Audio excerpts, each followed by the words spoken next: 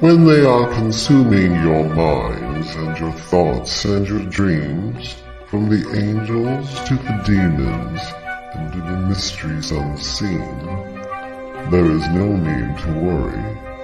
There is no need for dread. It's just time to discuss the thing at the foot of the bed.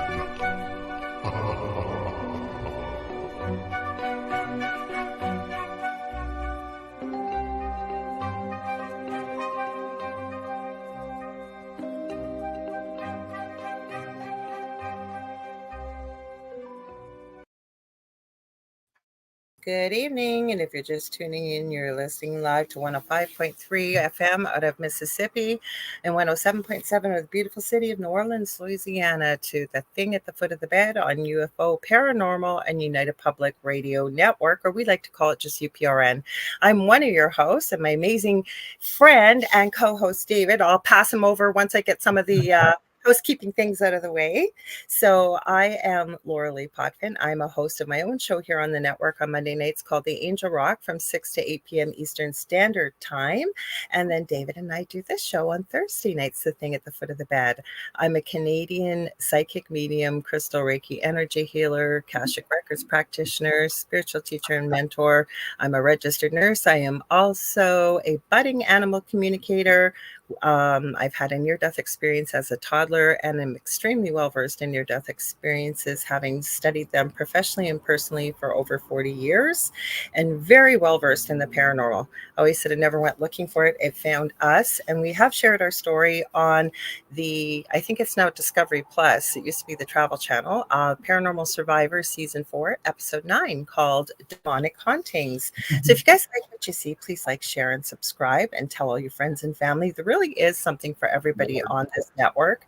We have multiple shows streaming daily, 7 days a week, and when we're not streaming live, the archive server ends up picking up shows because this network's been around for 25 plus years. So it randomly plays shows, and so we really are live all the time. So and we're always adding new hosts and new shows. I don't know what we got going on in the background there. Maybe a ghost in the machine, but we got something funny going on. Hopefully it'll settle down. Super loud train just went. Oh, that's what it was. Okay. So like I said, we've got like I said, the shows are from past shows, present hosts, you name it. We're always adding new hosts to the network. I believe we have almost 40 different types of live host shows on the network now. And like I say, you can think of anything. It's not just paranormal. We got everything on this network. So please tell all your friends and family. Also, if you want to watch us on TV, you can. You're going to go to Roku, the channel store on Roku, and you're going to type in UFO space P as in paranormal. And there's a drop-down list. We're about the third or fourth one down, and you're looking for UFO space P as in paranormal and United Public Radio, and that's how you can find us. What do I want to? I've got a little list for myself because I usually forget something. So if you guys want to comment, because this network actually potentially streams to every country in the world. It's picked up. So what ends up happening is 80% of our audience is audio only, which is beautiful. We love it if you're listening. But if you want to come and watch us and join in the conversation like Diane Brighton, we got Howie Odell and Michelle Wilfong right now, come and join us. Both this show and the Angel Rock in particular are very audience participative. I know I like it that way, and David and I like it that way because Dave and I have great conversations. We can talk for hours, but you guys are always so intelligent and wonderful. You ask great questions, and we're here for you. So we like you to be part of the show. So how you're going to do that, you can head over to UFO Paranormal. It's UFO Paranormal and United Public Radio Network on Facebook. We are not on our main channel tonight on YouTube. I'm sorry about that. We had a little bit of a snafu with one of the shows, so we're not able to use that channel, I think, for another week. But we are on our backup channel, which is UFO Gods and Extraterrestrials. We're also streaming to David's YouTube, which is the Spirit Experience. He's streaming to his Facebook profile, which is Medium David Hanzel. We're streaming to my YouTube, which is The Angel Rock with Lorilei Potvin. It's also on Facebook on my main profile under Lorilei Potvin. We're streaming on Canada's Most Haunted. We're also streaming on Instagram under The Angel Angel Rock, but just so you know, they don't integrate the comments over here with the rest of everybody else. My mouth does not want to work tonight.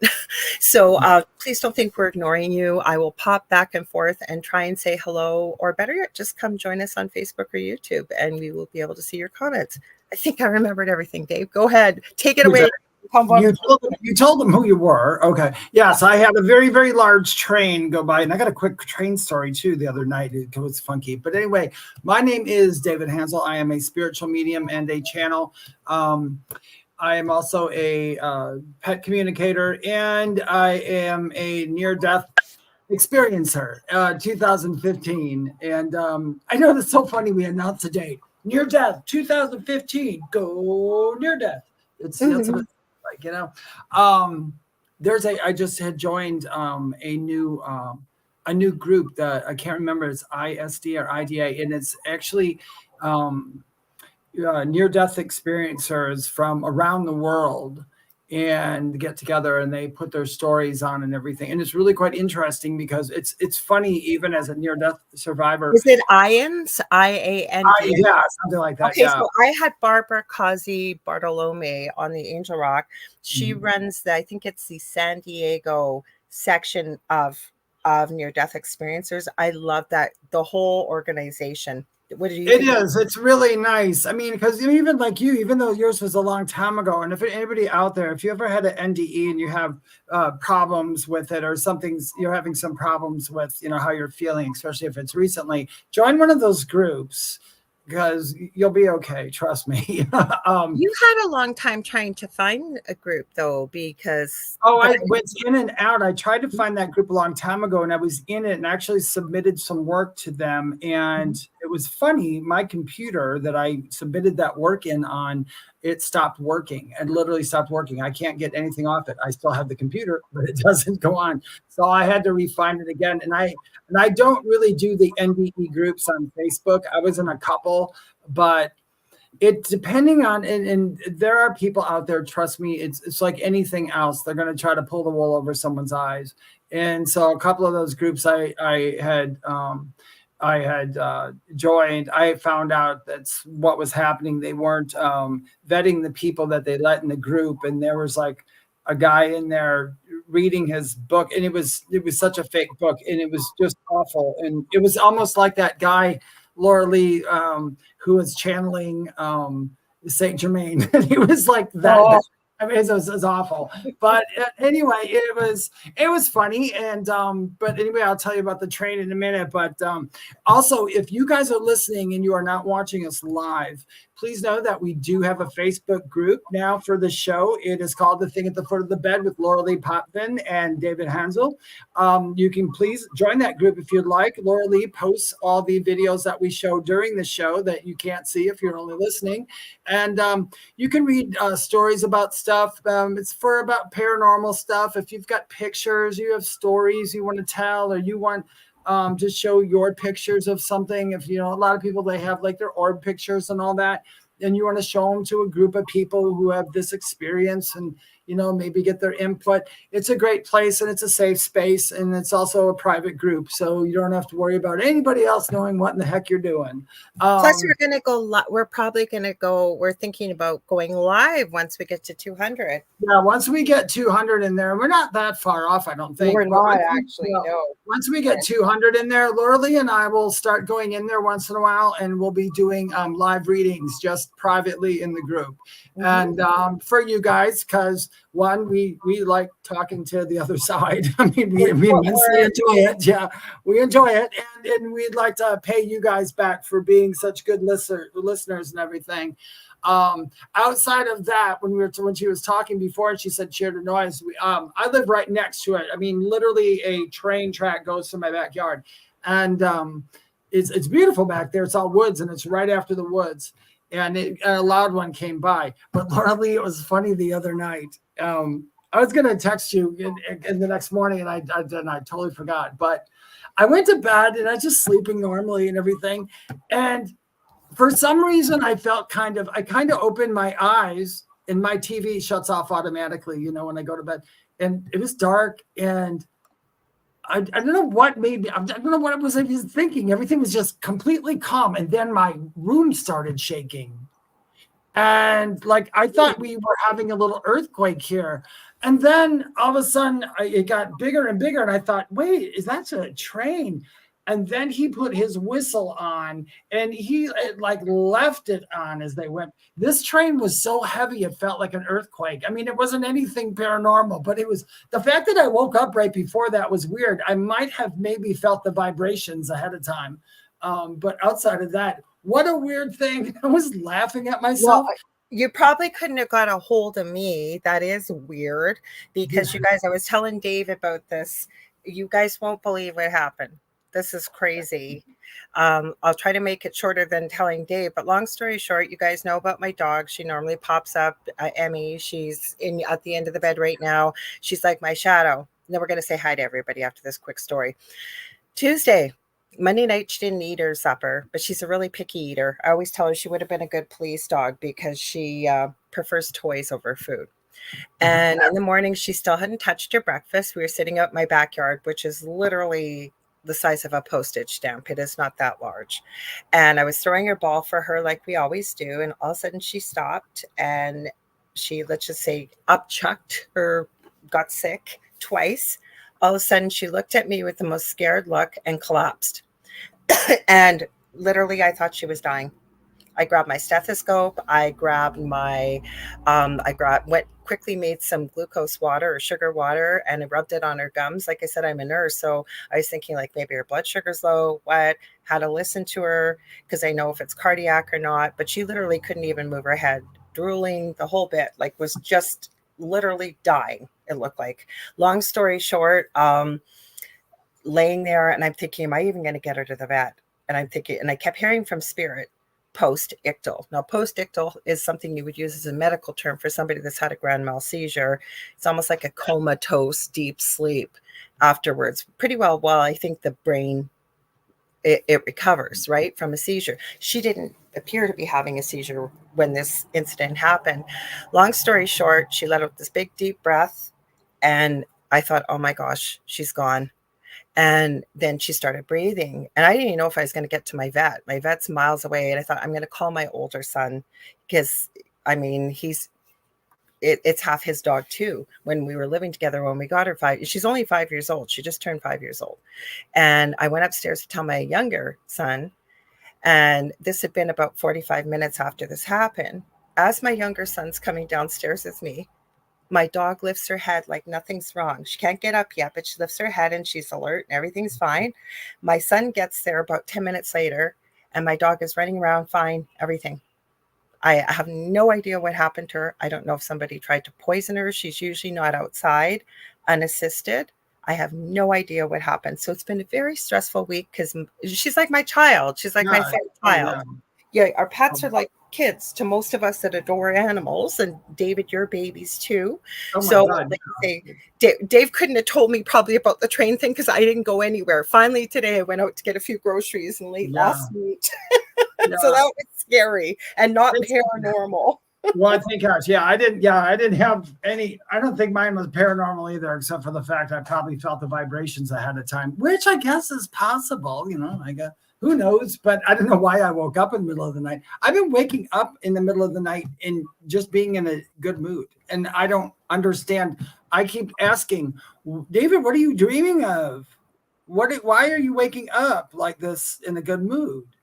And I mean, you know, far be it from me to say, please stop that because I mean, it's good. But I mean, in the middle of the night, I've been doing it. I'm hoping your dog's okay. Well, that's good because I've had a lot of stress. Like Mish says, oh gosh, Lorilei, how scary. It was terrifying. She is fine. After that, she came in and wolfed down her breakfast that I gave her. She wolfed down supper last night.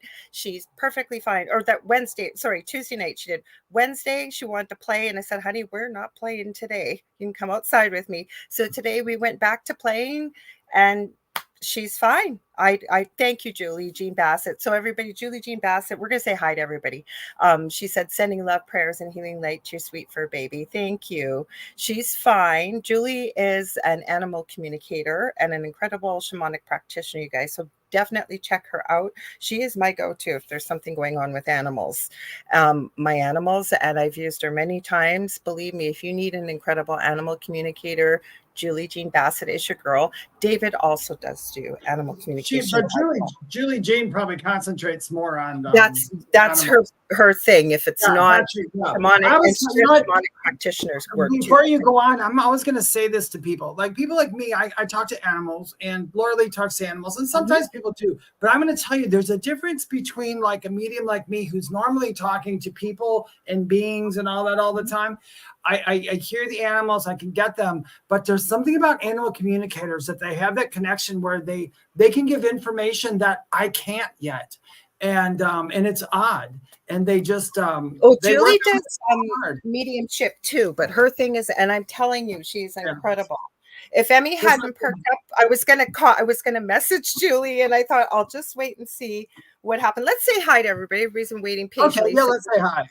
Diane Brighton, Howie O'Dell, you guys check out the Rift Nation Network. He owns that. He's got incredible programming, and he really, really supports our network with all of our shows.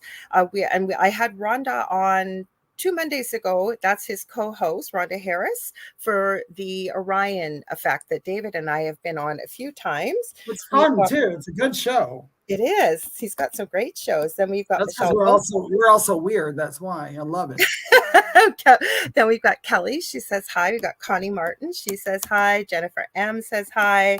Leslie 1266 says hello. So you guys, I went while Dave was talking, went to a couple different links, if you can see them, to post the YouTube channel for IANS, and it stands for International Association for Near Death, and I forget what the S is for, but I posted it in the chat. So Michelle's, or Mish, I always call her Michelle, but it's Mish. She says, good day, all. So she's in the future, you guys. It's Friday in the morning over there in Australia. Oh, Manuel, I haven't seen you in a long time. I'm glad you could join us. He says, love, light, and sound. Julie Jean Bassett. Let's see. Nicole Thomas Ryan is here. Everybody's going, so glad things worked out. Oh, Ken says, okay, I'm back on YouTube feed. And then let's see. Everybody's saying, welcome back to YouTube. Mish said to Ken.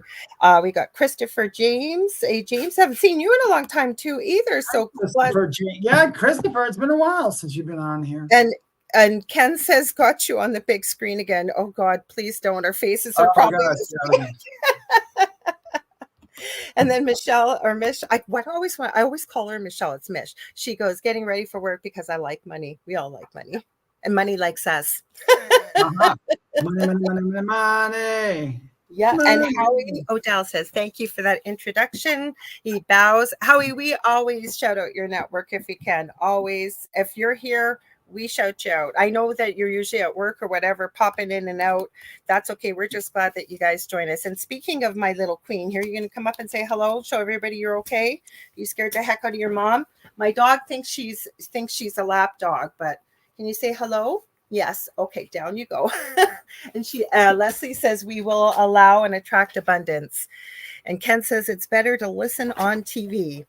So you guys, Dave and I were talking. We've got all kinds of interesting topics. And where do you want to go, Dave? Are we doing the Bigfoot cryptology? Are we doing time travel? What are we doing? Or did you have something else? Let's do a little of everything. Okay. If here, I'll lead you into something, because I didn't get to talk to you about this, but I watched it afterwards. Mm-hmm. You remember? Does anybody know the story of Skinny Bob? Skinny Bob. That's the alien that they said had. Yeah. Okay. Well, this is going to lead into what we were talking about earlier with remote view. So people. There is a lot of weird stuff about that video. So, of course, some people totally believed it's true. Some people totally believed it's fake. And they went on. And then it was proven that certain parts were not, that wasn't right, that was fabricated. But I guess apparently what happened is they had people, several remote viewers, like we're not talking just like they sit at home, this lady remote views. These are people who literally work for agencies. Mm-hmm. And what they did was they gave them their points, their number points, and their coordinates. And what they did is they remote viewed.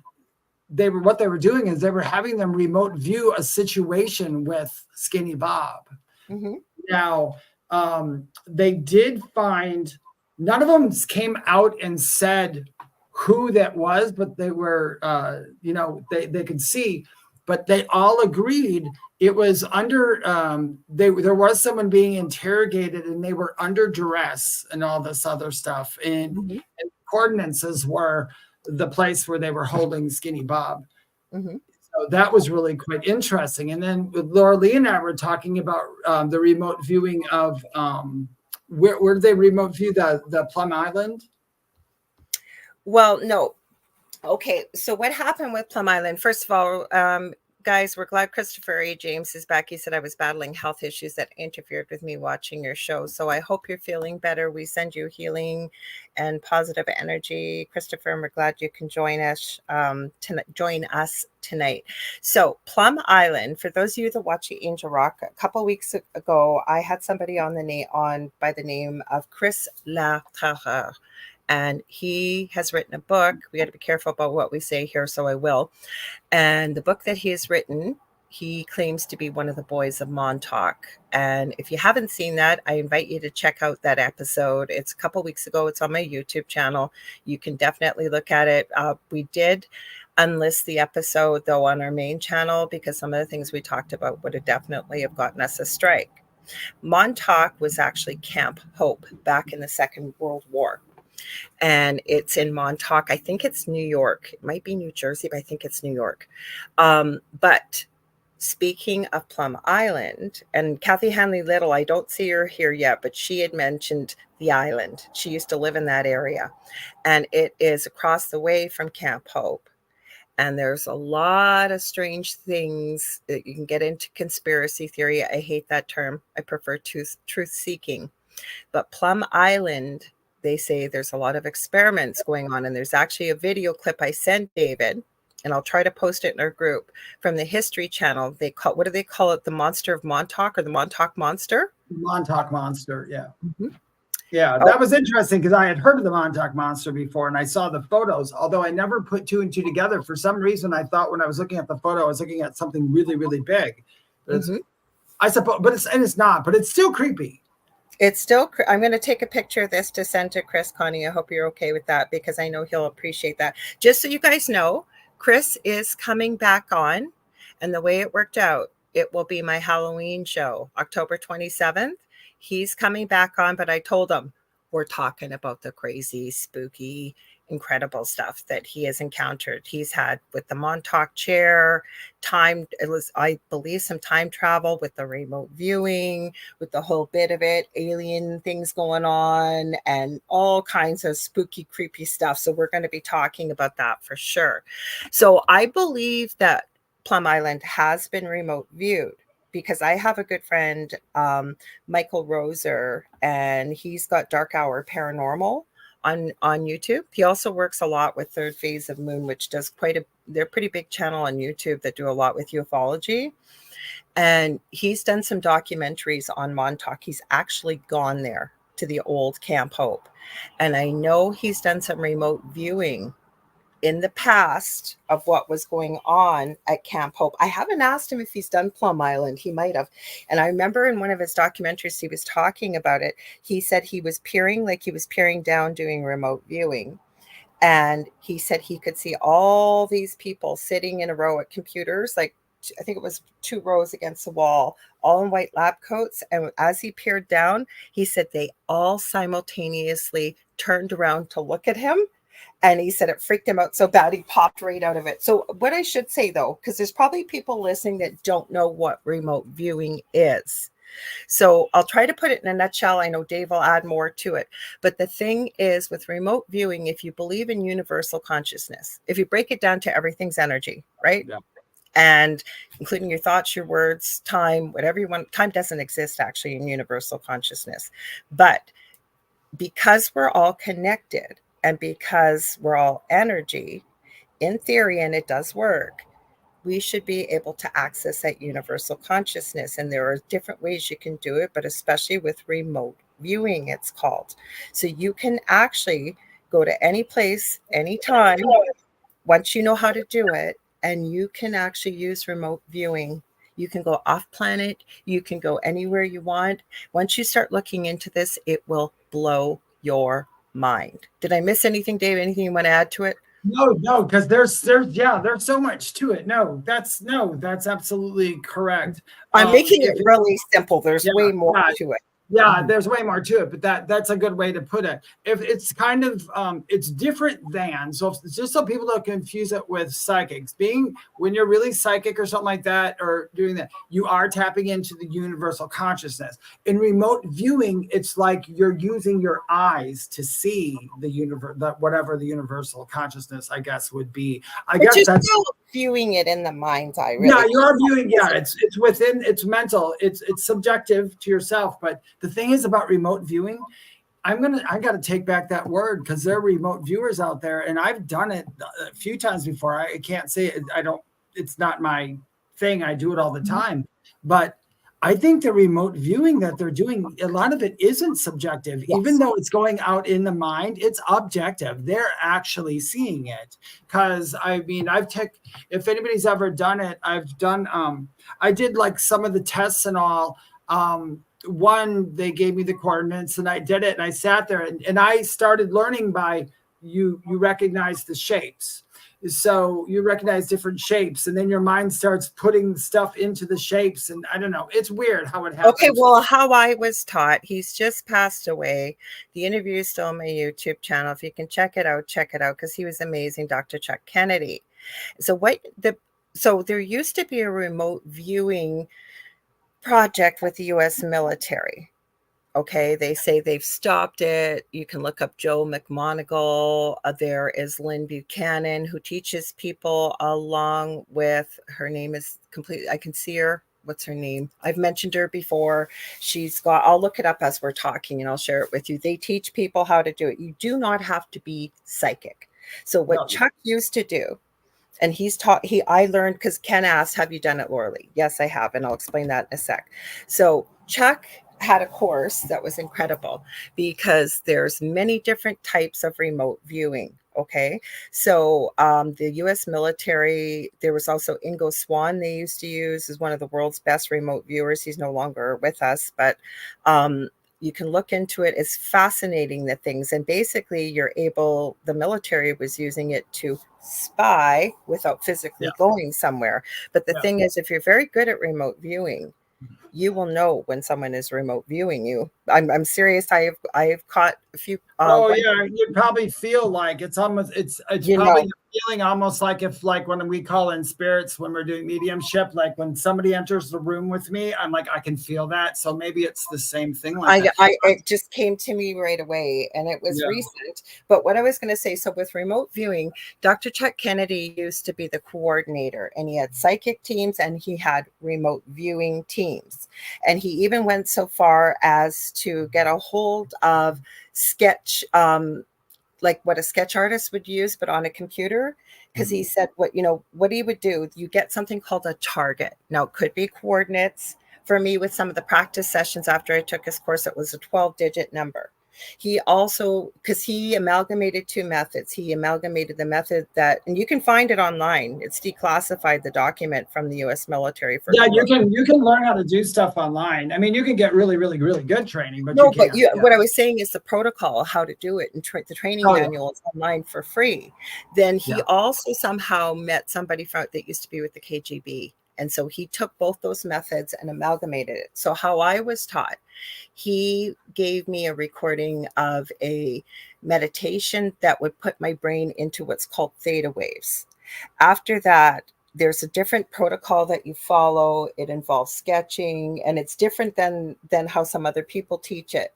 And then you go through and you don't question anything you get. You just write it all down and what have you.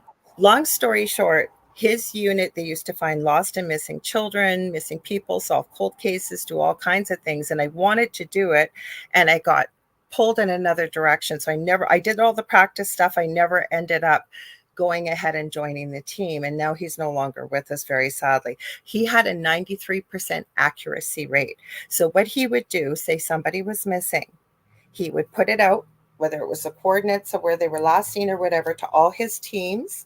and get them to all do a remote viewing session. He'd bring all the info in, and by putting bits and pieces together, if you've seen a lot of stuff with frequency, 93% accuracy rate. Long story short, very quickly though, it's called the Crypto Huntress, I think, on YouTube. You should watch her latest. I think I sent it to you, Dave. Yeah, I'll look at that later. I was going to say, I was just going to watch her latest episode from about 5 days ago and see what she picked up with remote viewing. And she was given nothing but coordinates. It's mind blowing. See, that's what happened to me. I didn't know. I knew kind of what remote viewing does. And this was like less than a year after my coma. And I was actually in the group that shall not be named at that point. The Voldemort group. I was playing around and I was like, somebody had said the word remote viewing to me. And it's not a word I've never really paid attention to or heard, maybe I don't know prior to that. But when I heard that word remote viewing, you know how when you hear certain things, it's like, you just get that calling. It's like, uh-oh, I got to know what I know. It's like, I know that sounds familiar. I got to do that. And I looked it up online and I just did this. They had a video first and they did it with like 10 people and we're just showing the beginnings of it. So I thought, well, I'm going to see if I can do this. So I took their test online and on the first page, they did, writing, explaining stuff, but then they just showed me a white page and they just had the number of the case or the number. It's just a number. That's all I had. And I got, I remember he was talking about me, Dr. Chuck, on our friend Jason Bland's Paranormal Soup. He was being interviewed and he mentioned me. I was in the chat and he goes, yeah, she got most of the practice things right. And it was just a 12-digit random number, but it was, the intent was associated with. Yes, exactly. I know. Yep, exactly. Can I add one thing quick? Yeah. I did make this post in our group, the thing at the foot of the bed with Lorilei Potvin and David Hanzel on Facebook.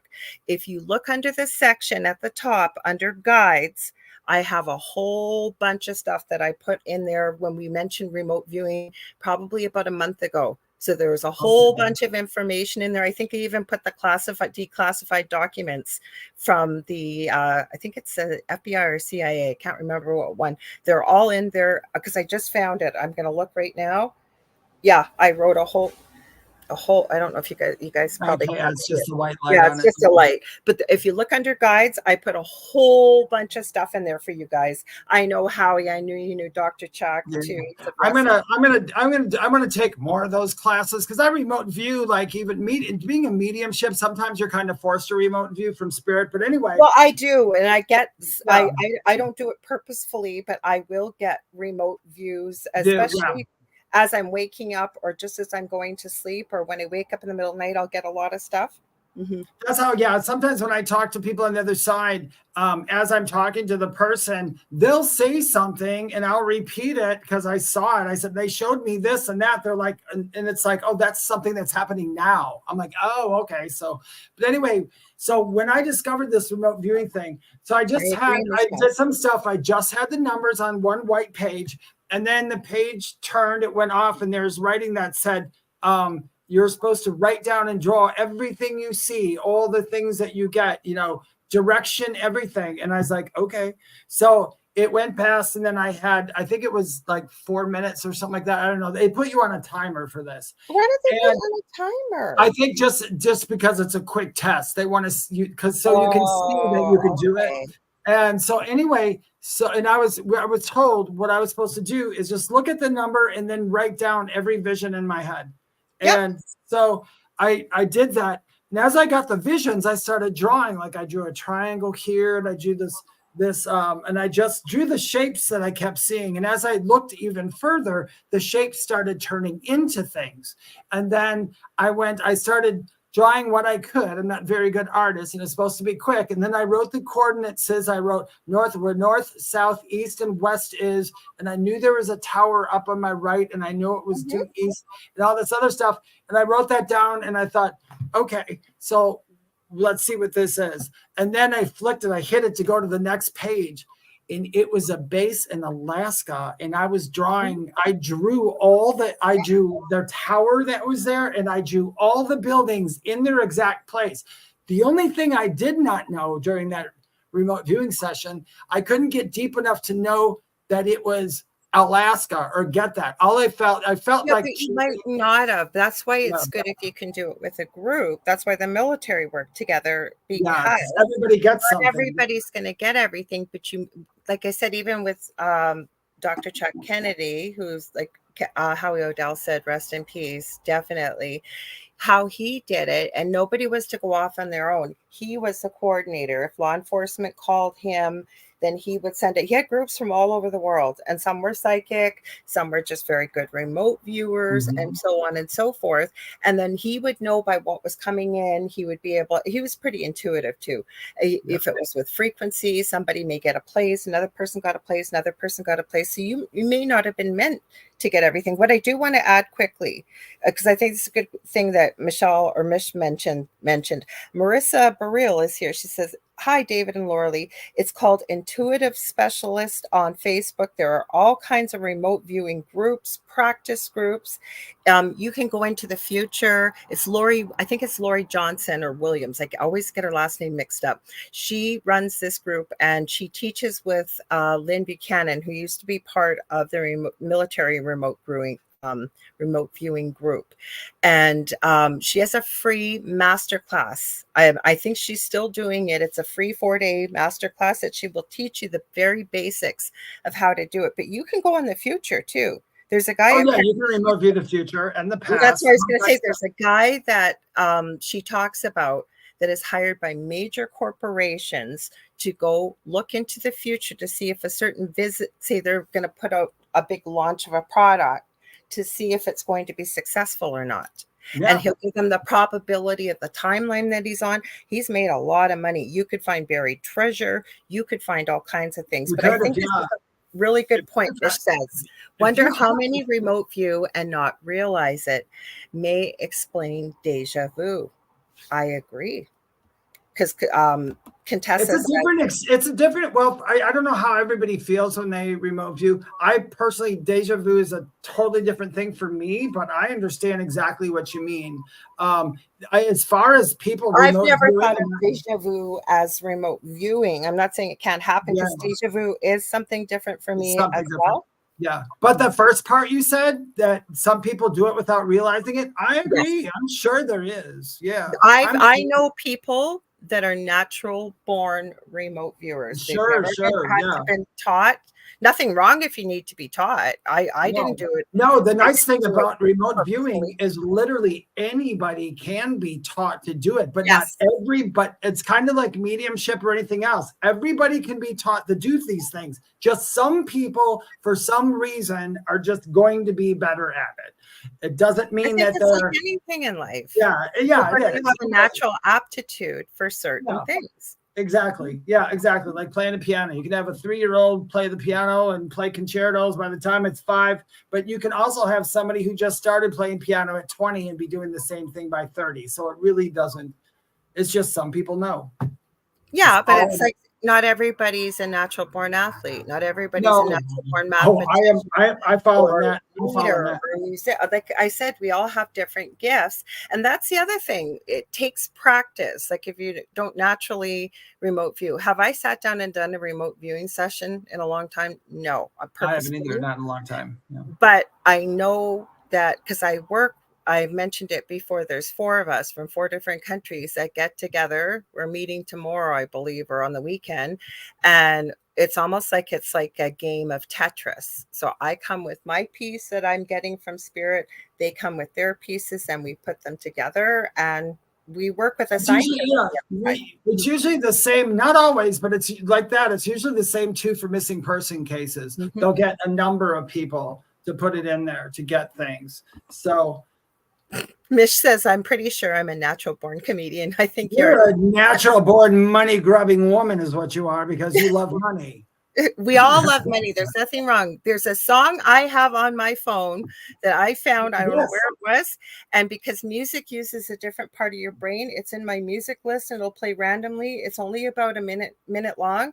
And it's a song about I love money and money loves me. It's something about I'm a money magnet and money agrees. And it plays all these lyrics because it programs a different part of your brain, especially if you're working on on manifesting. Now, you know, you don't think of the things we absorb when we're growing up, depending on what your parents said about money. And I'm not putting fault on your parents, but how many of you have heard, I know I did, money didn't grow on trees, and people that love money are greedy. Money is the root of all evil. No, it's not. Money's just if I try to, when I teach people the law of assumption, one of the first things I tell them is, did you ever hear the phrase, when you assume you make an A out of you and me? Yeah. I'm like, you got to drop that. You can't, that's got belief has got to go, or you'll never do the law of assumption.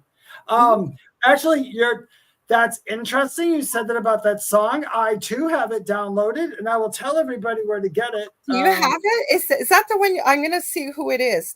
So you have it downloaded too? Yeah. I didn't even know that. I'm going to see if I can find it's not copyrighted. So let's see. It's on my favorites. Hang on, I'll find it.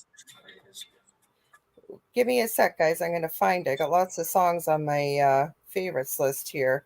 So what's it called? Make This Your Mantra. It's called. I don't want to play it out loud, though, just in case. We do have a music license, believe it or not. It's called Make This Your Mantra. I've got it under Unknown Artist. And it literally is. It's not an unknown. I found the regular artist, though. What's her name? It's. I can't remember the name of the group. Sorry, I just had it up earlier. Oh, turn off. It's playing. It's playing. I didn't want it playing.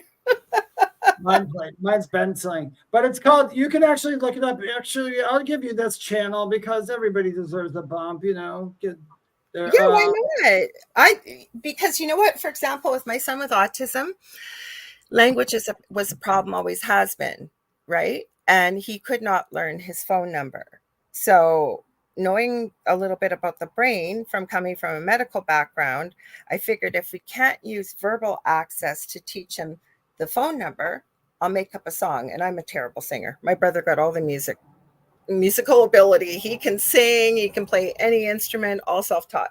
So I made up a song with our old phone number. My son, if I asked him right now today, and he's 26 and a half, so he would have been about 6-7 years old, he can still probably sing the song. And he memorized it. Anybody, if you go online and YouTube, just so it's just post it in the group, Dave, after. Yeah, it's called Money Is Coming to Me. That's the name of the song. Money Is Coming to Me. There is a definitely group that wrote it, and it's about 9 years old, I believe. I believe it's 9 years old now, the song is. Okay. It might be older. But what I would do, you guys, you can go to Mindset Titan. That's a group you can see it on, or you can just go to YouTube and do this. Type in Money Is Coming to Me lyrics. So I will tell you, if you listen to the song and say the words at the same time, learn the song, it really is it's really good for that. It really is. See, what people don't realize is how incredible we are as human beings. For example, we use the same background for this show. For the Angel Rock, because I have guests on there, I use a bit different background every week, for example. And what I do, if I really can, like if it's a ton of writing all over the cover, I can't. But I usually take for the background, if it's an author, the cover of their book, and I put it as a background. And my theory is it goes along with the theme of the show, first of all, but as well, say somebody sees that banner and they're out looking for a new book, and maybe they're going to come, they're browsing on Amazon or, another bookshop online, or they're physically somewhere, and then they take a look, where have I seen that before? Because our subconscious, our higher self, whatever you want to call it, is always on. So we're using the eyes, if you will. I'm not trying to push anything on anybody, but we have a lot of different authors on the Angel Rock. So the subconscious records everything, or your higher self, if you want to call it that. Another way to use it, right? That's a thing, if you will, hacking your senses. So if something doesn't come in verbally, sing it, add music to it. The other thing is, even with your energy, and I teach people this, you're going to a job interview, you really want this job, you start working on focusing on pushing your energy outward. Maybe it's a bubble. You can make it whatever shape you want, but maybe you're in a place and you don't want people to see you. You imagine it wrapping up really tight, really close. You can imagine you've got an invisibility cloak. These are all little hacks and tricks that most people don't know, and I'm telling you, they work. Yeah, they do. Leslie, Eddie Watkins Jr. Yes, ding, ding, ding. That is the name of the gentleman who sings that. My song isn't sung by a man, so I'll have to find it. It's a woman that sings it. It's a woman. I think she might have done a remake of it, which is totally fine. I'm sure they're out there. It's just a cover of a song. We'll post it in the group for you guys. Yeah, we'll post it. But the Eddie Watkins one, I really like that one. If you in the car, even if you didn't know it was for manifesting and for a good vibe, you just be listening to it going, this is really cool. It's just got a nice, it's fun song. But that's the thing. And when I'm working with people and teaching them or working, as a mentor, what people don't realize, because we're not taught this, when everything is energy and we're energy, you have an energy field around you called an aura. So there's many layers to your aura, actually. But because our minds and our thoughts and our words are so powerful, believe it or not, just through the power of your mind, you can literally, when you've been to a place and somebody walks in and everybody turns to look at them, or everybody is sort of drawn to a person, but nobody knows why they are. They may not be the most attractive, most well-dressed, whatever it is, but they just seem to have that quote unquote magnetism. That's their energy. Yeah, it's their energy, their aura. Yeah, exactly. Mm-hmm. Exactly. Agreed. 100%. And you know what? That some people they naturally have that energy all along. You'll find when they do, they're usually pretty happy people. But if you want that energy, if you ever want to be that person when you walk in a room, everybody looks at you and you think you look ugly or whatever, raise your vibration before you go in, meaning do everything you can to believe in yourself, because beliefs are half the battle of anything in this life. A belief you could have learned a belief back when you were 3 from one of your parents, and it stayed with you and you forgot it was there, but it's still somehow in the background guiding you through your life. So that's why I always tell people, I have been back through and checked so many beliefs. And I'm still working on them. But the thing is, I still am. Yeah, always. Money is a thing for me. And I'm still working on it. And to me, you know what? I truly believe, that is one belief I'm really, really have started to really switch, is I believe every human being here. Now, again, people might say it's a fantasy or it's not a reality. That's your belief. I believe every human being is entitled to be happy, to live in abundance, to have their needs taken care of. And you know what? I don't just wish it for myself. I do wish it for other people that need it. And the thing is, right, when you start looking at those beliefs that you've got about money, that's what, because I mean, it's on TV, it's in books, it's everywhere about money is the root of all evil. Or how many times have we seen somebody out there that is flexing, as the kids are seeing these days on social media? I just went out and bought my brand new Porsche because I'm a social media influencer and I make so much money. What do we all think? Oh my goodness, I could never get that. I could never. I could, exactly. Right? That's a belief. The reason that idiot with no talent has that Porsche and those TikTok channels going up like that is because they know, they're smart. They're like, I just have this. I do that every day though too, Lorilei. I think I always tell you a story when I go with mom someplace and I said, I'll run in and get us a drink. And she's like, well, let me give you some money. And I always say this. I always say, no, I have plenty of money. And I walk and I go get it. And it's true. Now, am I rich right now? I believe I'm pretty rich as far as, success goes. I think I'm pretty good. But as long as you have that mindset, like Lorilei was saying, have the mindset that you're not poor, you're not damaged, you're not broken, you're not anything, and those things will happen. They'll happen for you. I always have enough money for anything I desire. And maybe you can't run out and buy that, whatever you want to buy, that's hundreds of thousands of dollars. You can literally trick your mind into thinking it's yours. It's hard to do it, but start working on it every day. I choose to not access it right now, or whatever your words are. Because it could be yours. Yeah, that's like the power of assumption or the law of assumption. If you can assume if it's basically this, it's living the wish fulfilled. That's all it is. If you can live the wish fulfilled, whatever you're living the wish has to come to you. It's like gravity or breathing or air. It has to come to you. It's automatic. You can write it. Somebody, I've seen a couple people. I tried it for a little while and then I fell off. So that's my fault.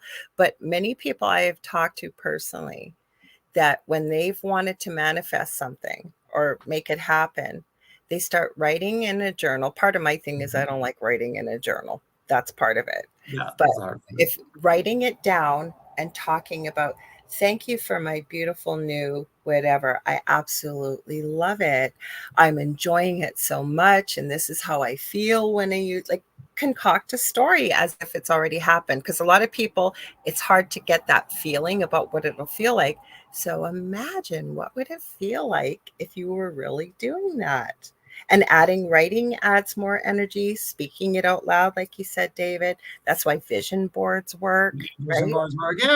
Yeah, it all depends on what you're practicing. I'll tell you one thing. If you guys want to bring something to yourself really fast, like just try it with something. Well, there's Neville Goddard, if you ever heard that. I studied a little bit of Neville Goddard, yeah. Neville Goddard. And there's a couple, but we'll talk about this one. When you go upstairs and you go to sleep, right before you go to sleep, like whatever it is that you're wanting, like say you're wanting a new house, before you go to sleep, just go ahead and imagine yourself from your point of view. You're not watching yourself walk through the house. From your point of view, walk around that house that is the perfect house for you. Feel the floors, feel the smell of it. If there's wood, can you smell it? Can you touch it? Do that for a couple nights. It's basically telling the universe, this is what I'm looking for. And the universe says, oh, I got that. I'll have it there in just a moment. And be very specific. The more specific.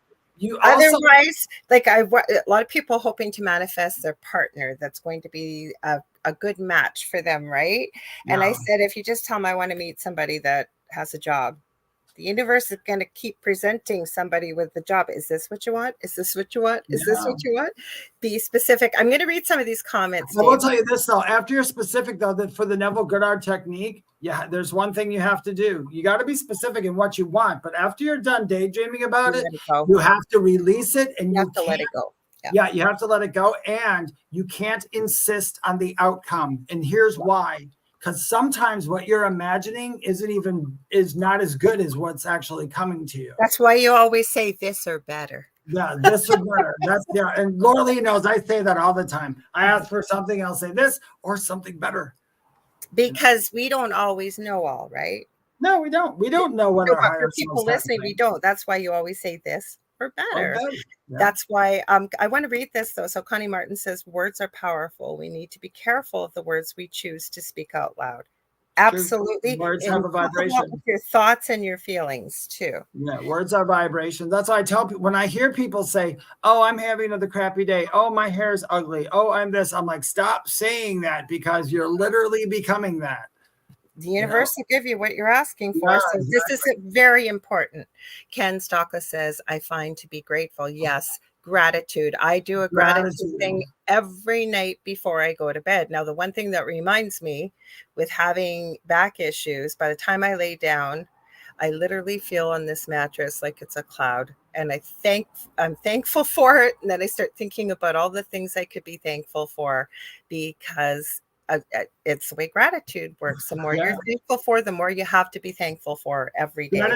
Gratitude is very important. You know, what's what I do? You know, the only thing, this room that I'm in right now, there's only a couple of things I do in this room. One, I do the show from this room, and I do my readings on Zoom from this room. And sometimes I'll do some writing in this, or I do writing in this room, nothing else. But when I leave this room, I literally always tell the room, thanks so much, you guys. I always say, I'll see you later. I'm going to go. That's kind of how I shut off too. But I always am saying that about this room. And I tell you, anybody could walk in this room and they would go, wow, it feels really good in there. Yeah. It's always positive. Yeah. And it's always and grateful, being grateful. Absolutely. Absolutely. Absolutely. And Jennifer M says money is fluid. You can't hold on to it, and it will always come back to you in some way. And you're absolutely right. And some of the things I'll remind myself, because I get paid once a month. So usually by the end of the month, we're getting a little low on funds. I got to get creative. But to try to remember, when you spend money, say thank you. Because you were absolutely right, Jennifer M.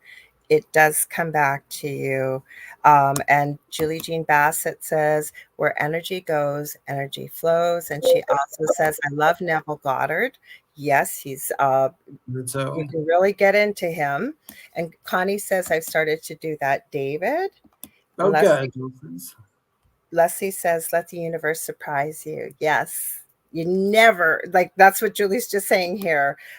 Yes, never limit yourself what spirit is able to provide. And that's exactly it. And I think you hit the nail on the head, David, because so many of us hang on to it. And then you have to just let it go Let and it go. trust. Because You know, don't say, so I'm so glad you redefined that. You're absolutely right, because you cannot decide what the outcome is. Because I'll yeah, tell you, you have to be fluid in the outcome. manifesting, well, what I was just going to say, once you start manifesting, you will be shocked in the ways that things happen and how things fall into place and the way it comes. You would never have imagined in a million years.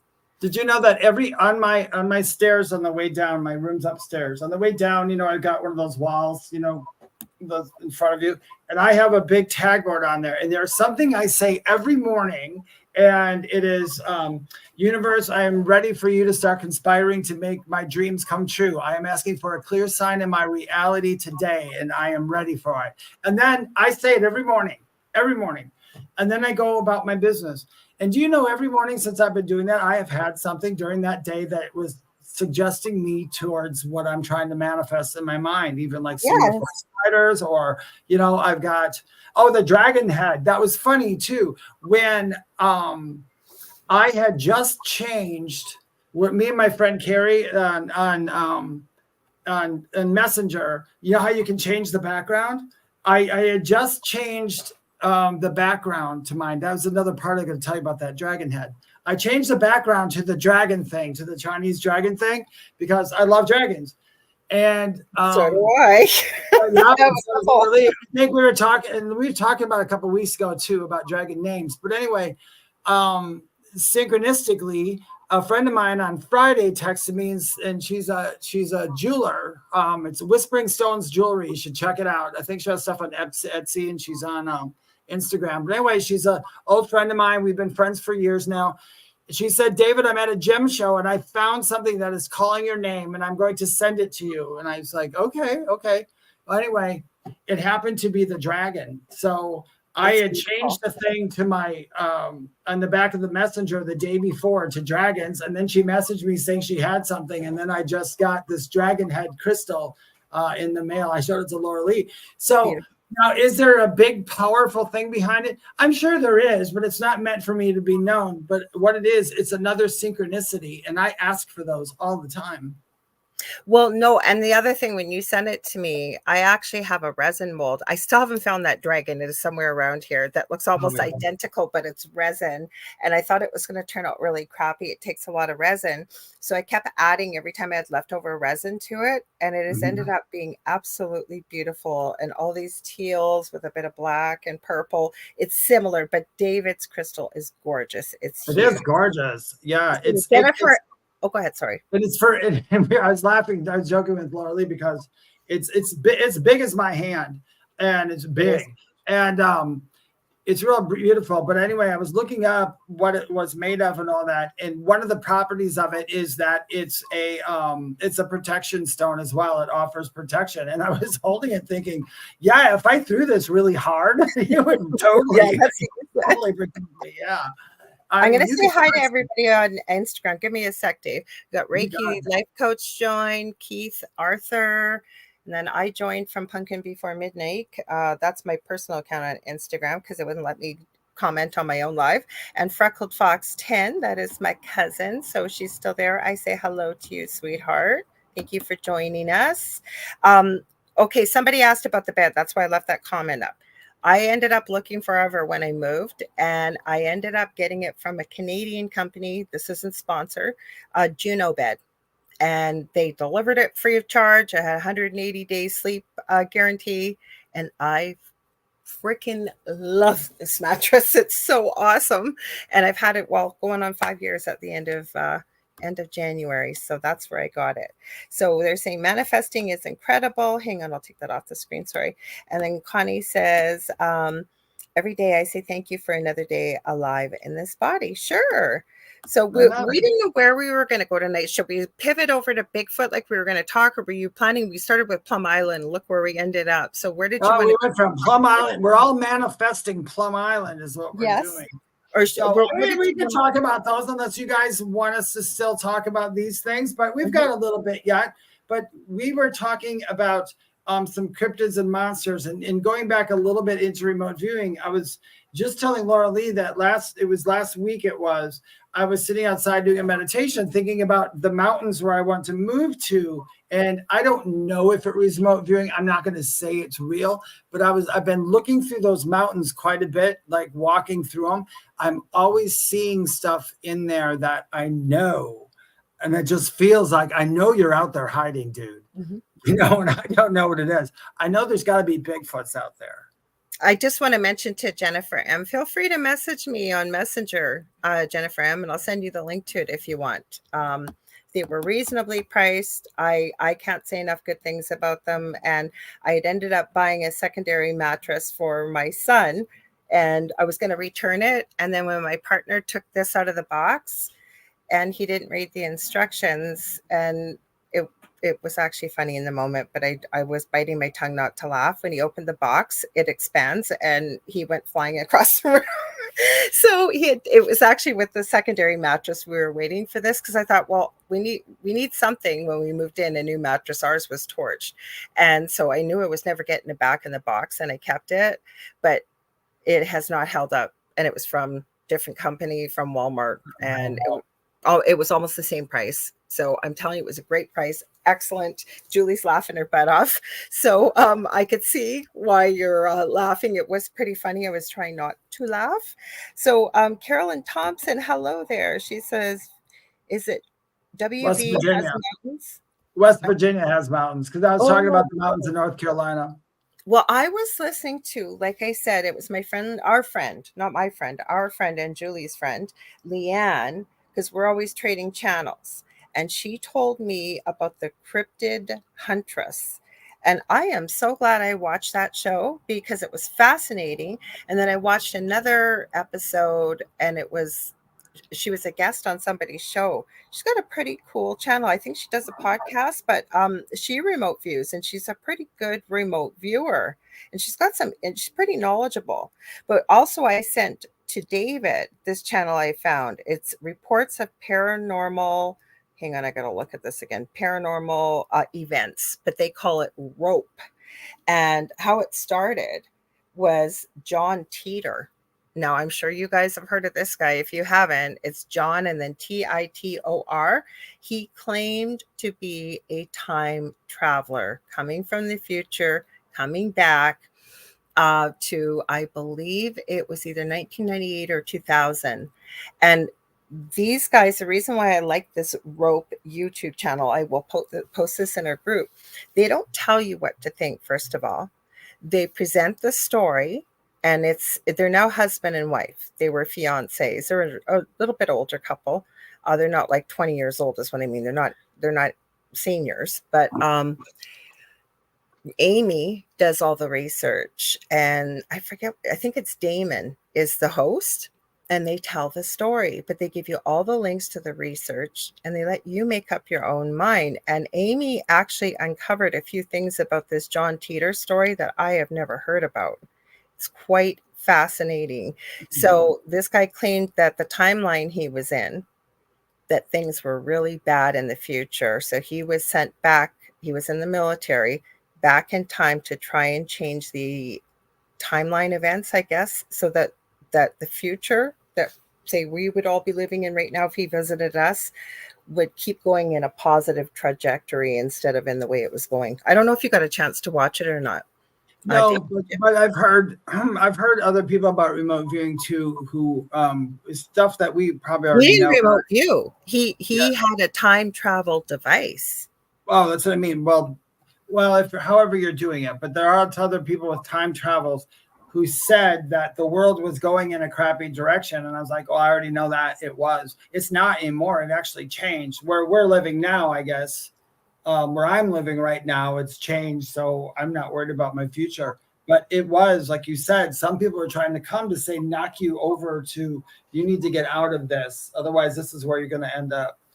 And I think you have to watch a storyline to explain it, but you got to. Well, David knows this, and some of you may, or some of you may not listening. But there really are different timelines and dimensions going on, sort of at the same time, right? So he might not even have been on the same timeline, because that's what I mean. Yeah, he did disappear, but he was given a very specific car. He was actually born in 1998 and came back in 1998.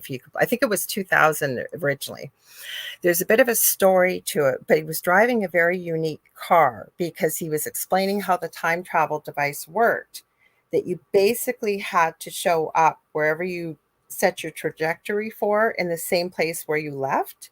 So he was leaving from Florida and he had to visit his grandfather. His grandfather had an old computer part that they needed for the future too.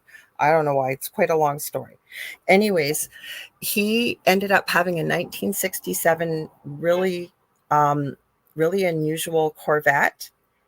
I think it was a Corvette. Anyways, he drove it, whatever. Long story short, Amy and this Damon found evidence, because they said if he was driving this Corvette, right, and it wasn't there, they were going by VIN numbers. So there was already in this timeline a Corvette. This is going to sound confusing, with the VIN number, vehicle identification number. Each car has one, but I don't know how he got the car. But long story short, they ended up finding two 1967 Corvettes with the exact same VIN number. And every car has its own identification number. So how were there two cars like that? Exactly. It'd have to be super rare if that did happen. Mm-hmm. So it's quite the story. And people are always saying, oh, this has been debunked. It's been solved, because nothing happened. What he said was going to happen in the future, kind of going along with what you said, Dave, though. Did it maybe not happen? Because even I think Nostradamus mentioned something about, if people, like, when stuff is not like, if you, I was just going to say, let me finish. I was going to say, did he create enough paradoxes, they're called, with time travel, that he changed the trajectory? Go ahead. Sorry. Oh, he could have. I know what you mean. I know what you mean. I would think that in the theory of time travel, I think that would be the correct response. Mm-hmm. I mean, people are saying it never came true. What he said was going to happen, though, right? That's okay, because as I'm going to explain, this is good. This is why some things don't come true. Okay, there's a couple of reasons. Number one reason why something doesn't come true is because who was ever making the prediction is a fake. Okay, that would be the number one reason. That's not all. Number two reason is somebody who's really good at predictions. We've all made them. Lorilei's made them. I've made them. I've had some come true. I've had some not come true. But when you make a prediction, you are predicting from the timeline that you are on right now, usually.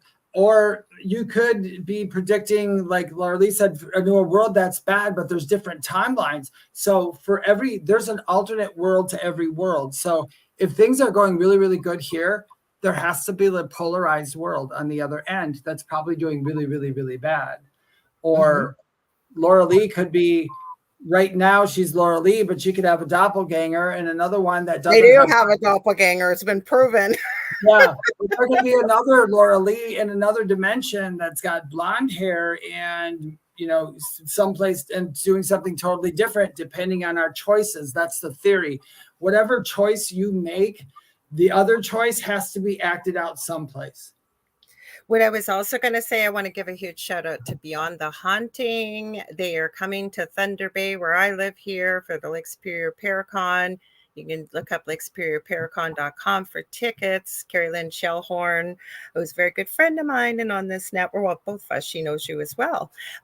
She's on this network on Fridays with Spirit Switchboard, 6 p.m. to 8 p.m. Eastern Standard Time. She's going to be one of the featured speakers.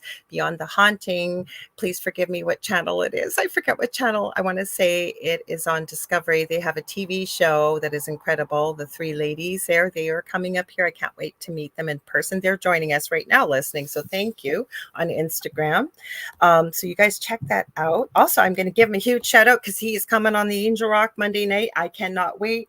Again, I want to say Discovery, please forgive me for the network, but it's Eli Roth's Legion of Exorcists. And it is a TV show that's out there right now, and he is on our network on Fridays, 5 p.m. Eastern Standard Time. Father Sean Whittington and his co-host, I am so sorry, her name completely escaped my brain, but they co-hosted. Awesome show, an hour before Spirit Switchboard. You guys check him out. He's coming on the Angel Rock. I think it's September 30th. He's so knowledgeable. I cannot wait to talk to him for 2 hours about all things spooky. Julie Jean Bassett said, it is based on a snapshot of time at their current moment. I believe that correct. It all depends on your choices. I believe that correct. Our choices can shift the timeline. I believe that correct. That's exactly what we're saying. That's a lot easier way to say it. I'll say it easily for you guys. It is based on a snapshot of time at the current moment. It all depends on your choices. Our choices can shift the timeline. Yeah, exactly. Your choices are constantly shifting timelines. Now, a lot of things I talked about earlier, of course, are I can't sit here and say, I know it's a scientific based fact. But I will tell you, based on even like quantum energies and everything, the theories I think are pretty close to the truth. Do you believe that? There's an old saying, nothing's written in stone. And I've done readings. I was trying to go live with Dave this afternoon, but it didn't work out. But I will get there, I promise, because David and I do live readings on his TikTok. He goes live quite a bit on his TikTok. But I'll say, I know there's been a couple times we've been live. I don't predict the future. And sure enough, somebody asks a question. What do I start to say? And then it reminds myself I don't predict the future. But what I will normally say, if something does come through from Spirit for me, I will say to the person that's receiving the information, in this time and space, in this moment. And I know David does the same thing, because you are the creator of your destiny, whether you believe it or not. So say we're not going to give you bad news. We're not those. Yeah, I know. I'm not a bad news psychic. Say you got some bad news. You could shift that and change that. Nothing is written in stone. Yeah, it's not. My guides, and she's absolutely right, because when I do like live readings on TikTok, I'm usually going for a walk or stuff. I don't pull cards that often anymore. But when I do that, I always tell people I'm going direct today. When I say I'm going direct, I'm like, I just ask them to follow me and help me. And they'll do the same thing. Even if somebody asks me the question, I'll ask my guide, and my guide will be like, oh, they're so not gonna get that, but tell them this is what they can do. So like my guides they won't say this bad thing is going to happen to you. They'll tell me that something is out there that could change, and then they'll say, but tell them this is how they change it. So like I said, my guides are always giving positive. So even if they see something that you're not aligned with and that's what you want, they'll tell you how to do it. It's just how they do it. I'm not going to tell somebody something negative, because David, it's always stuck with me about somebody that was giving very bad news with readings. And you shared this, I think, at the beginning of our show when it started. We're going on our second anniversary, the first Thursday in January. And I agree 100% with it, is you do not take away hope. Yeah, right? What she's talking about, anybody real new, I'll make it real short. So I was watching a group on TikTok. I won't say their name. That would just be terrible. I blocked them anyway. But they were doing live pendulum readings from England in this castle. But anyway, one person was back there with a pendulum, and one person was talking in TikTok. And she would just say the question, it would shake, and they'd just say yes or no. A woman answered, and her question was, will I get the medicine for my cancer treatment? And she said to the guy swinging the pendulum, would she get the thing for the cancer treatment? He goes, nope. And then they just went on to the next question. I was so angry that they said that. And I directly went to my guides and I said, that was angry. And I'm very angry. And I know I shouldn't hate people. And maybe that's not my belief system. And they stopped me and said, David, you never, ever take away hope, ever. So I've learned, I've been doing that ever since. I won't. Yeah, but David, you would never ever have done something like that. I would never have done that. I mean, I block those people. I'm like, there's really no such for me. No, but it's something, and it's not lying to somebody, because you know, if you do receive something, and I truly believe we all have psychic abilities. Yeah. As they say, I've said hundreds of times on this show, you just look at little ones, and when they've gone to visit, say, very sadly maybe a parent or grandparent, and how many little ones have been caught on video and they barely can talk and they're waving and giving a kiss to someone and what have you. And even when I'm working with people in paranormal situations, I have a questionnaire. One of the things I will ask them is, do you have pets or small children? And if so, what are they showing you? How are they acting? What are you seeing with them? Yeah, I agree. Especially when somebody says there's something in my house. I'm like, first of all, why is it bad? Well, But speaking anyway, of that, so when like I say, I didn't get a chance to switch over from the original thing on the cryptid huntress. This interview, they were talking about connecting, or maybe it was the original interview. I got them both mixed up. Anyways, they were talking about, yeah, it was the original one. What had happened, there's a guy named Barry. I've never seen him before. He sounds like he's got a lot of UFO, paranormal, ET experiences. And he had given the host, I forget what her name is. That's how much, like I said, I just discovered this channel today, just a target. So with the remote viewing. So he gave her coordinates. She had no idea what it was about. Okay, now we're going to get into conspiracy theory. So what had happened was they had heard that there may be places where unusual experiments go on, like we were talking at the beginning of Plum Island. So all he did was give her coordinates. Didn't give her anything else. Okay, didn't tell her what it was about or anything. So she remote views.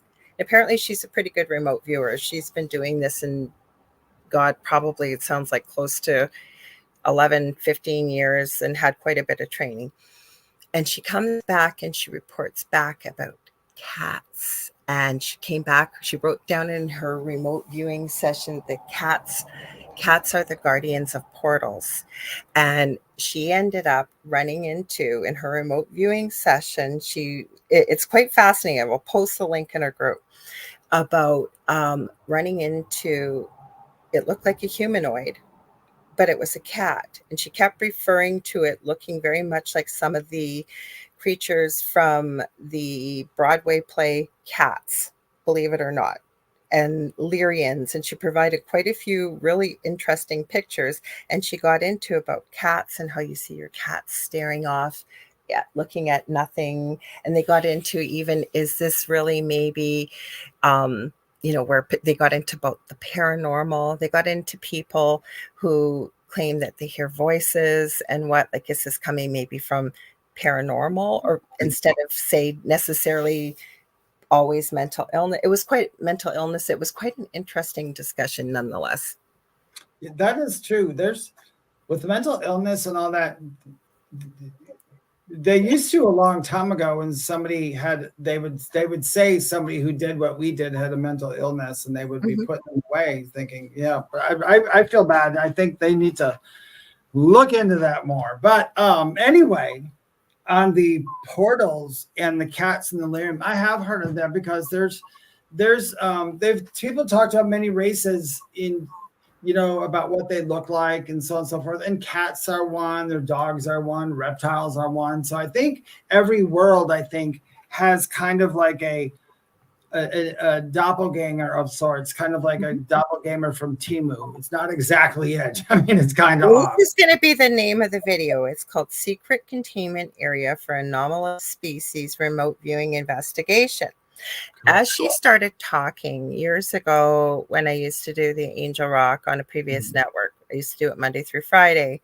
And I used to work quite closely with my previous co-host that was for a little bit on this network with me, Seraphine. I ended up running across something called the S as in Sam, C, P as in Peter Foundation. And I went down a rabbit hole with that one. Holy cow. Well, eventually, with enough digging and looking into it, I think it was based on a video game. But let's just talk about this for a minute. Have you ever thought about maybe anything? Could be cryptid, could be paranormal, could be anything that's out there, but nobody's ever heard of it or seen of it before. And this was a fictitious organization, as far as I can tell from my research. But they were having, for example, it looked like there was nothing in the room, but they had a special containment field for it. They had a name for what was in there, and it couldn't be released to the public or whatever. It was pretty intriguing, to say the least. That's what she was looking for in the remote viewing session, only being given coordinates, nothing else. And she found something. It sounds like it may have been off planet, but it was pretty intriguing because she had no idea this even existed. I am sure that there are things that exist out there. I'm sure there are species of animals, not just ones we haven't found yet, but ones that are more cryptid orientated instead of being something natural from here. So I'm sure they're around. I'm a believer. I can't prove it. I can't do anything, but you know how you know in your heart of hearts, it's like, you know, that stuff exists. And I'm sure there's people, the fact that if we ever thought that scientists at some point did not try to change the genetics of an animal and experiment with that, I'm sure they have. I am sure they have. Or though, like Lyrians, like this is what these people ended up being. Now, this may sound weird. I've mentioned it, and probably not on this show. On the Angel Rock, I have ufology ET experiences. I have missing time. Joe Montaldo, who owns this network. Hey, Joe, if you're home from work, he actually broadcasts the network out of his house, but he's pretty busy at this time of year. He's running his muggle business, as I call. He's got a pretty big construction business he runs during the day. But the thing is, right? I don't know. Does it exist? Does it not? I don't know. I'm losing my train of thought as I'm talking. I said about Lyrians. Hang on. My brain just went off on it's really hard. And David will understand this, or anybody else. When you're hearing spirit and you're trying to think about what you're going to say, you get my point. Yeah. But, okay. So with Lyrians, right? I've often wondered, that's where I was going. I knew it would come back if I kept talking. Joe Montaldo has been doing probably a 25-year plus study now of those people that have Rh negative blood, green eyes, and red hair. Because apparently with his research, he has found that specific genetic DNA that would give those type of traits, right, physical characteristics, did not exist before 70,000 years ago. So where did it come from?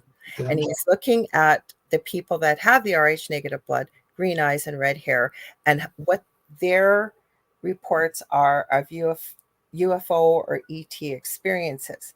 I don't have red hair, green eyes, and Rh negative blood, but my mother does. My mother does not believe in any of this stuff. So, long story short, I don't know what it is. I don't know if maybe I was taken there or what. It's crazy, the story. David's heard it before. I'm sure I've probably told it a few times on here. I feel this real pull, if you will, to Lyria or Lyran ET. I have no idea why. I'm a Leo. I don't know if it's that. I don't know what it is. ET experience. Who knows if it's crazy. No, that is. No, I got it. Because there are some people who are drawn to something. I'm not particularly drawn to any type of looking one. I mean, I know of them. I have a story about seeing one, but I mean, I know of them. I'm not drawn to them. I mean, I don't have to. The only thing is, whenever I hear somebody say something bad about them, I always got to stick up for them. I don't know why. It's so crazy. You've had reptilian. You've had reptilian encounters as a small child. Yep. Yeah. So, and I'm always defending them when I hear people say some conspiracy about them, like, oh, they're the president or they're this or they're that. It's just all crazy. But they own this company. They're, CEO. No, it's not. But anyway, I tend to stick up for them. But I'm like you. I have called to certain things, but I'm always called to like the fifth and sixth and seventh dimensional beings all the time. I'm always wanting to have something to do with them, but I don't. Not that I know of. You know what I'm saying? Like we're talking about the ones that are kind of in a half physical, half spiritual type of existence right now. Well, I think we would be ignorant to, and there are people, I'm not telling people what to believe here, but to believe we are the only race in the universe. But what people don't understand, and they're starting to discover this with science, this isn't the only universe. And on top of it, like where I'm going with this, sorry, I'm getting tons of information as I'm talking. I'm not tripping over my tongue.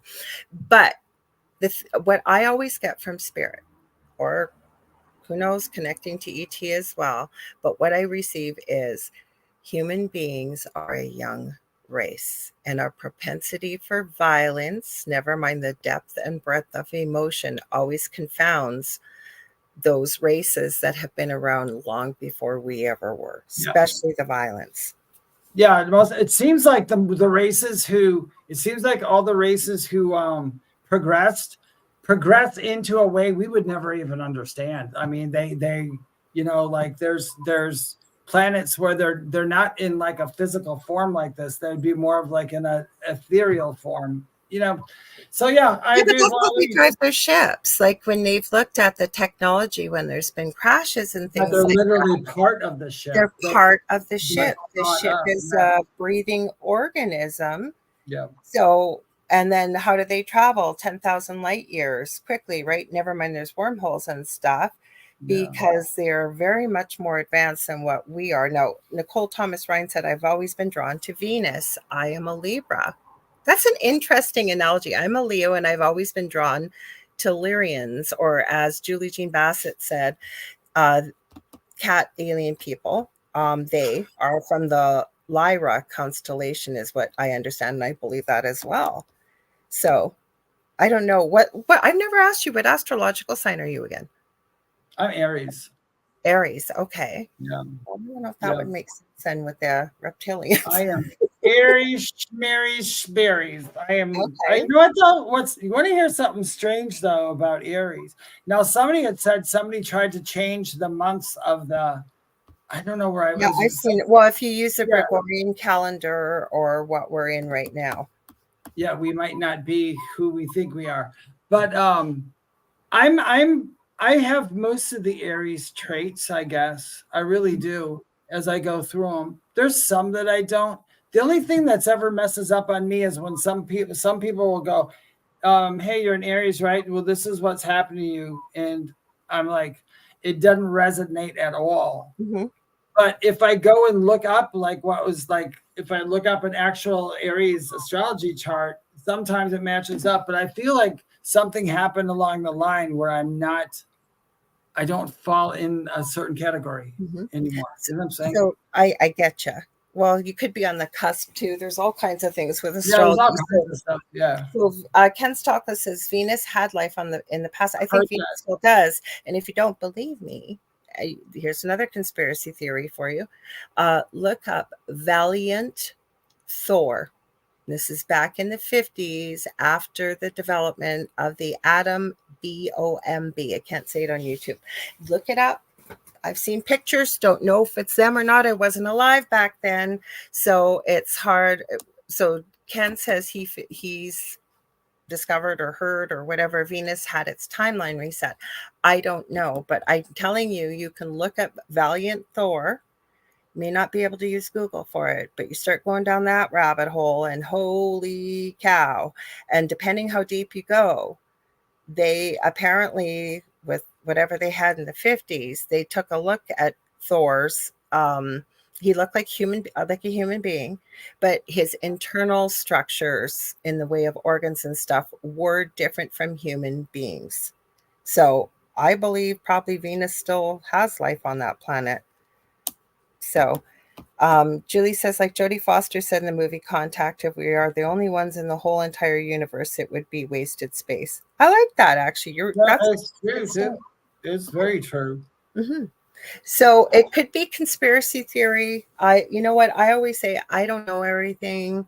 And just because I haven't experienced it doesn't mean it doesn't exist. And to me, I have to agree with the paraphrase. Go ahead. Sorry, Dave. No, I was going to say I agree with you totally, because I mean, I've experienced a lot of crap, and so has Lorilei, but when it comes to outer space and aliens, I probably know just enough to be dangerous. You know what I'm saying? Because there's so much out there that we don't know.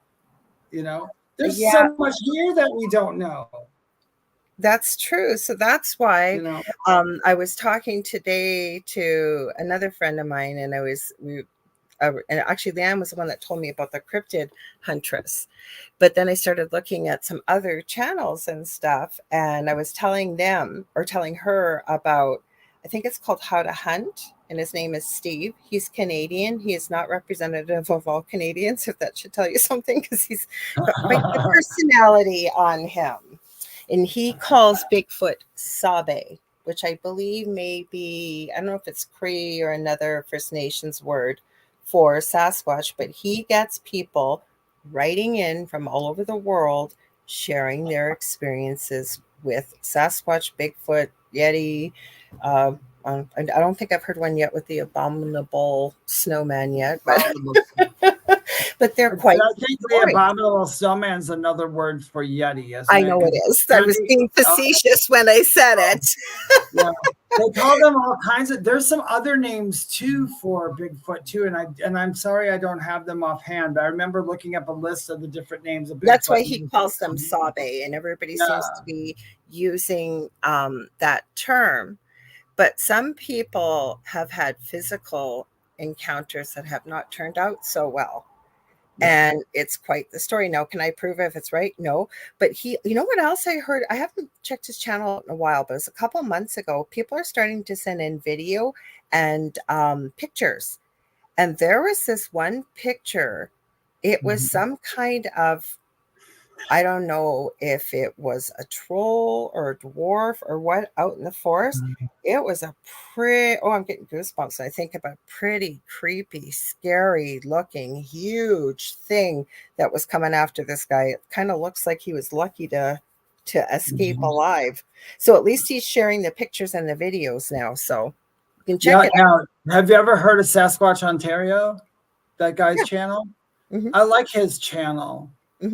He's the one who has, if you believe him, I have to say, I believe probably like 90% of his stuff. There's a few things that ticked on me wrong, but that doesn't mean it's not true. But he's got vocalizations and everything and all this stuff. So, but yes, he does too. Like I said, he puts in recordings. And what he mainly does is he shares. Probably there's some aspect of it with hunting and whatever, because he's a real outdoorsman. He's out in British Columbia, and I believe closer to where the U.S. border would be going into Washington State. So, but he gets stories from all over. He's had encounters himself, and it's pretty intriguing to hear people's stories that write in. He will maintain people's anonymity if they want, but it's pretty fascinating to hear this. And like I said, this one that he shared wasn't actually even a Sabe or Bigfoot. Yes, Ken, I think we've talked about this before. Yeah, we talked about that. Yeah, we're in agreement with that. Dimensional.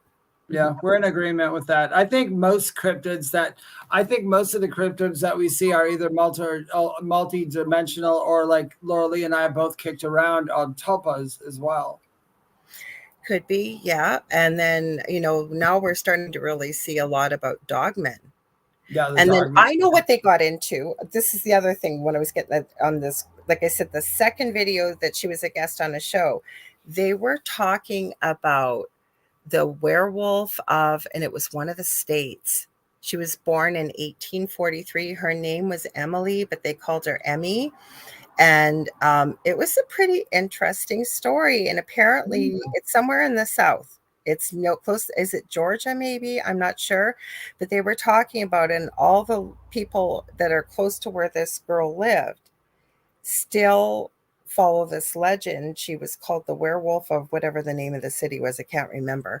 And she came from a wealthy family. I guess the gravesite needs to be guarded because people go there trying to take things. And the cryptid huntress actually did a remote viewing with her. She didn't know they were going to be talking about her. She had done it in a previous show, I guess a few years before. So it was quite fascinating. It's good, depending on what you look at, right? Cryptids or it's all. I would love to go on a Bigfoot investigation one day. I would really love to do that.